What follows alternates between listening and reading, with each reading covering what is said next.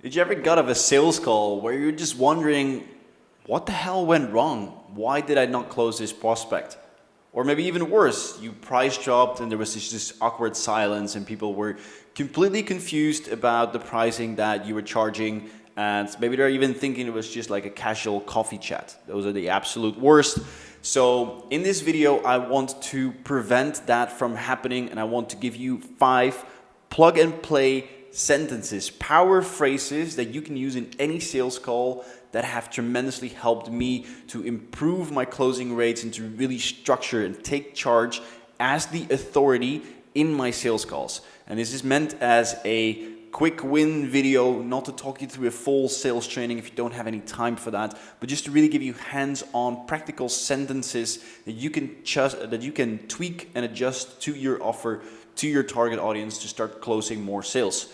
So with that intro, I just want to directly jump in, because this is the first thing that I often see go wrong in so many sales calls, and which is such a massive quick win if you nail this right. And a lot of people go wrong from the very first second in a sales call by not grabbing the authority, by not grabbing the frame of the sales call and just becoming friends and building rapport for too long. So the first part of the sales call is to grab the authority frame as quickly as you can.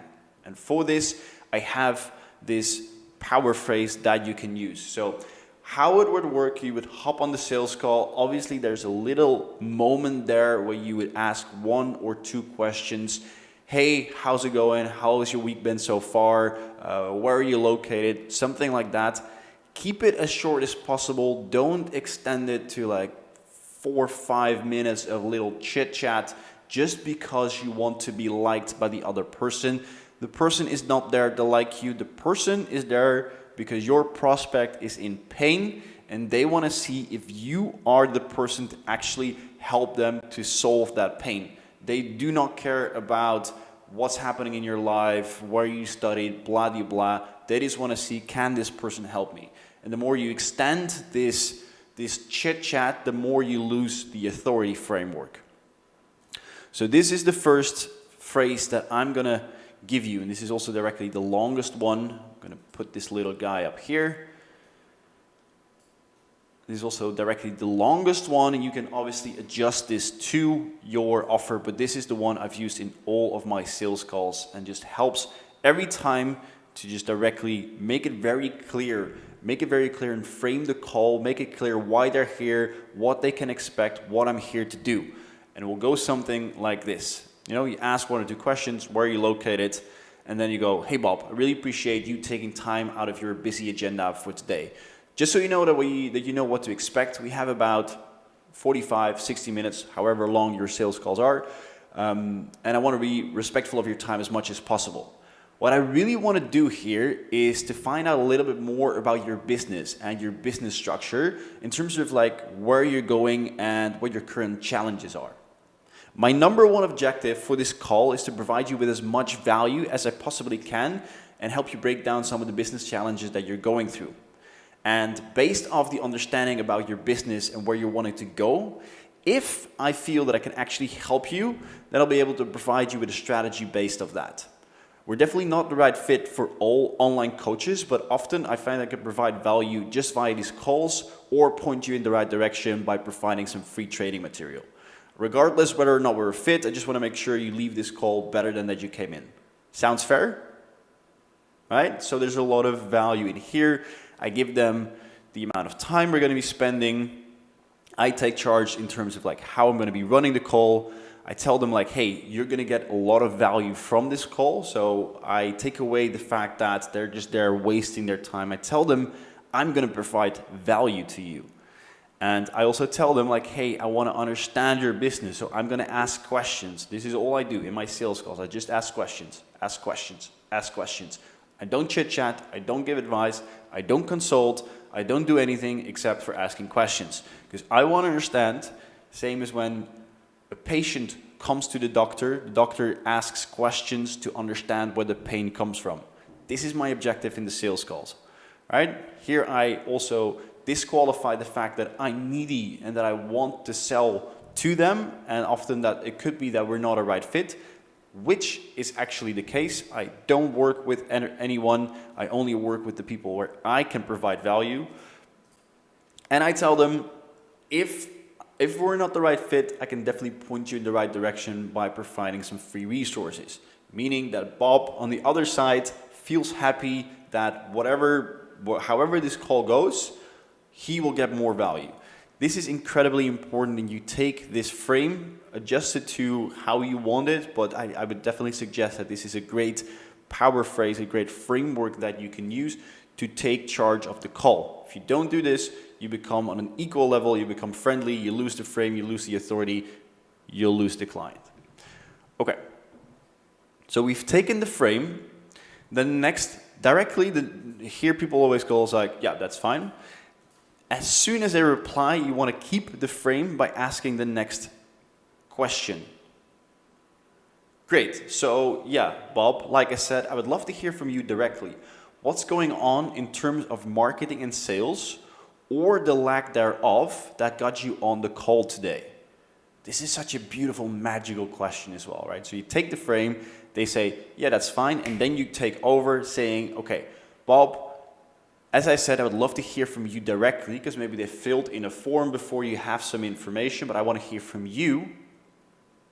What's going on in terms of fill in your expertise? What's going on in terms of your back pain? What's going on in terms of your stress levels, your marriage, your gym activities, right? Or the lack thereof, meaning you're pointing them into the pain aspect that got you on the call here today. Often just by asking this question, you get so much value. The person would just most likely start to ramble on, and they will spit out little golden nuggets in terms of why they're there, and you are listening and carefully listening what they're saying, and you're digging for the pain or their objectives or what they've tried before. So this is just an open question to them, but it steers it towards the pain point and the motivation why they booked in a call, right? So you're also putting them in the position that they are booking in, so they want something from you. There's a lot of power in this question. So also again, just plug and play.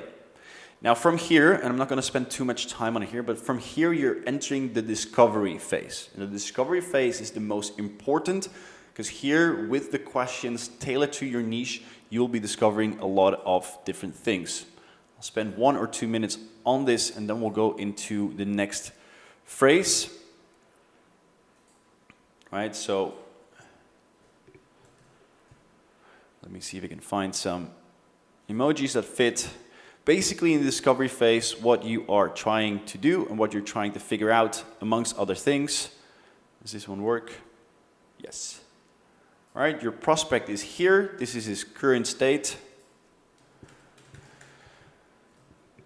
This is his current state. He's sad, he's in pain. He's on the call because something needs to change. And your job is to find out what is his current state, where does he want to go, right? What's holding him back?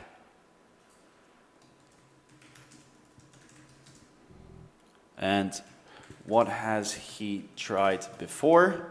There's a bunch of different things here that you need to figure out. Because this is your leverage. This is your leverage for the pitch. The more careful you listen, the better questions you ask, the better your pitch will be, and the less objections you will have at the end. Right? So the current state, why are they here? How many leads, in my case, how many sales calls are they currently doing per week? How many leads are they doing? Are they doing advertising? Are they doing organic marketing? How much are they charging for their program? And then where do they want to go? What's the bigger objective? What's the revenue goal? Why is that important? And what's holding you back? Why is it not working? What have you tried? Listen to this, and then the beautiful questions that you can ask here are probing questions. Can you tell me more about ABC? Or, right, so people say, oh yeah, I tried a bunch of things. I tried a bunch of things, didn't work. Okay, what do you mean by that specifically?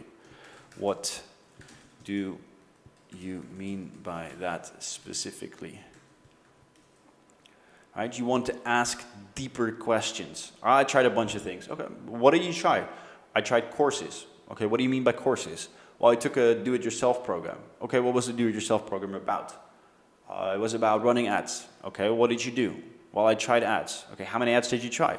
I tried 2. How much money did you spend? I spent 1,000 euros. What worked? Well, I got like 2 sales calls. What didn't work, right? So you're digging, and this is where you get to the good stuff. All you do is ask and dig deeper, probing questions.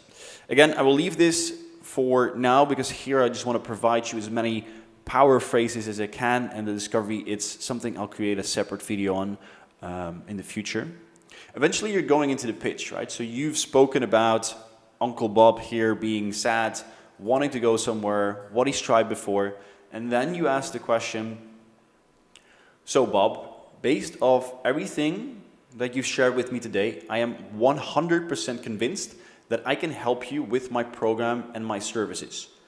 Would you actually be open to me sharing with you what it is that we do and how we've helped other clients in a similar position? So you ask for their permission to actually go into the pitch. This is a nice bridge where you go into the pitch. And then this one is also beautiful. So I would not recommend you to have a PowerPoint, a spreadsheet, whatever, because you want to customize as much as you can. And this is based on everything that you've learned in the discovery phase. You want to customize as much as you can, and you say, okay, Bob, the 3 things that we need to work on to get you to 50K per month is this. The first thing that we're going to do is work on your offer, right? And then you spend 2 to 3 minutes explaining why we need to work on Bob's offer, because he just explained that this is a pain point for him and he feels he's charging too low for his offer, or his proposition is not clear enough. It's not resonating with his clients. The second thing, Bob, that we're going to do is establish a very consistent and predictable lead flow so that you can stop relying on organic marketing and putting in so much effort in the hope to go viral, because this is just what Bob mentioned to me, that this is his biggest pain point. And the third pillar is going to be working on your sales skills. As you just mentioned, your current sales closing rate is 20%, and we're going to be working and doing role play with you on a one-on-one basis, because that's just what Bob told me, that's important to him, to increase your closing percentage. And can you see, Bob, that if we get your closing percentage from 20 to 40% and we double your prices, you'll only need 5 clients to actually hit your revenue goal. So here we are customizing the offer based on what we've discovered in the discovery phase here. And we're tying this back into a customized offer, and we're making it very simple for Bob to understand the 3 things that he needs to do in order to get from here to there. Simplicity is the most important thing here while presenting the offer.